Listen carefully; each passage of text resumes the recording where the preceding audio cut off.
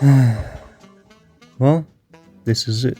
The final episode of Murder Drones. Greetings, ladies and gentlemen, boys and girls, people of all ages. My name is Centurion and welcome to another video on my channel. And today we're talking about the finale of Murder Drones. And today I'm doing a review / summary of the episode. And yes, I am a little bit mad and sad about it. I wish Murder Drones could have at least a few more episodes. But despite this being called the finale, this is obviously not the end of Murder Drones. There is so much potential in the show that ending it here would be a waste. And if we ever get space adventures in the future, you know who called it. Ладно, хватит тянуть быка за хуй. Let's start, shall we?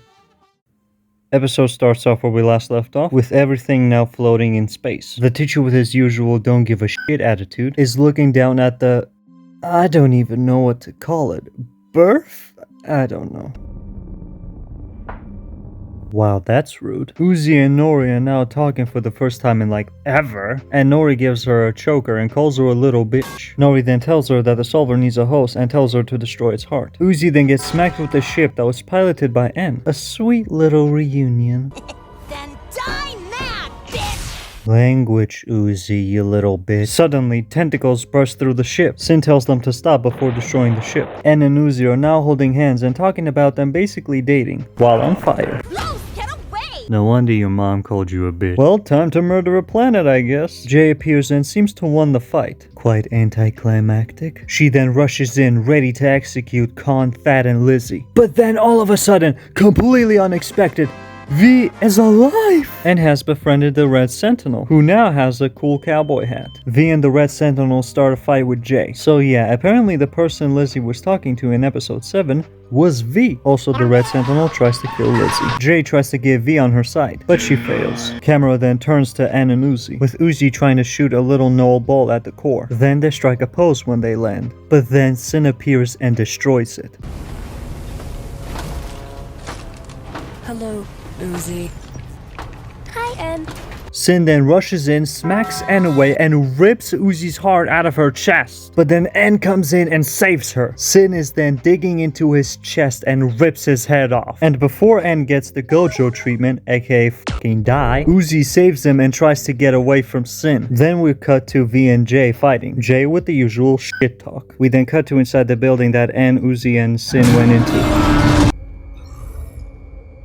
Leg.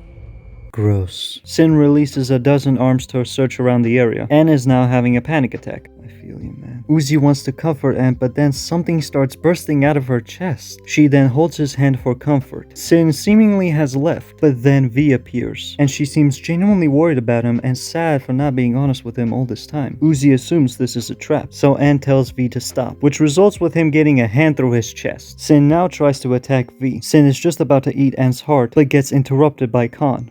God fuck. Language, Sin. Thad then throws the railgun. Sin tries to attack N and V again, but Uzi stops her. No one traumatizes these weirdly hot robots but me! Okay. Sin tries to control Uzi, but fails, because now she's free. This is it. The final battle. Callback.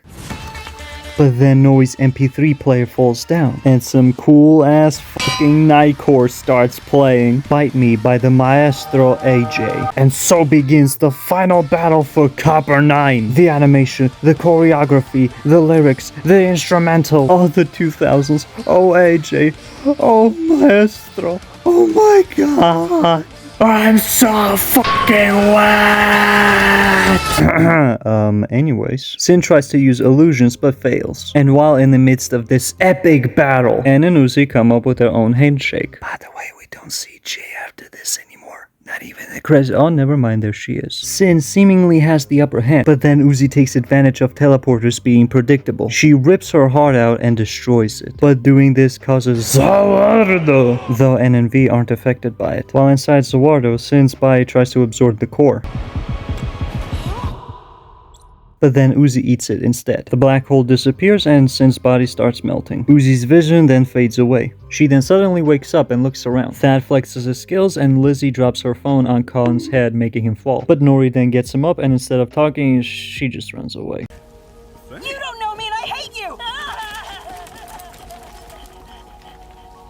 What the fuck was that? Khan calls this hot, which makes teacher decide that off cliff is better. The Red Sentinel is riding the bus, which is cool. N and V find Uzi and approach her. N gives her a big ol' bear hug. But then they step away a bit, seeing that Uzi now has two-toned eyes. I hate this line. The camera then pans out. And now we're in the classroom where Uzi presents the story as a class presentation. Full circle. She admits that it was probably better to stay behind the doors. Also admitting that she doesn't quite hate it here. Also, N and V are there as well. And starts cheering in support of his now girlfriend, causing everyone to cheer as well, except V and Lizzie. Dole is dead, or maybe not. And throws a paper plane at V, showcasing his new drawing skills. Uzi decides to show off her new things, and the credits roll in. Huge shoutouts to every single person who worked on this. The voice actors, the animators, the sound engineers, everybody. Especially big shoutouts to Liam and Glitch for providing us with such an amazing show.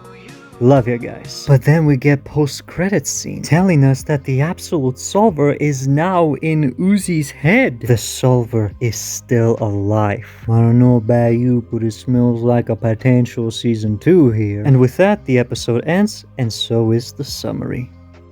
So in conclusion, what are my thoughts on the episode and the show as a whole? Well, the perfect way I can describe it is teenagers' perfect show. Now, what do I mean by that? It has everything that teens love. A lot of horror aspects, a lot of comedy making the setting and the story less believable. Episode 4.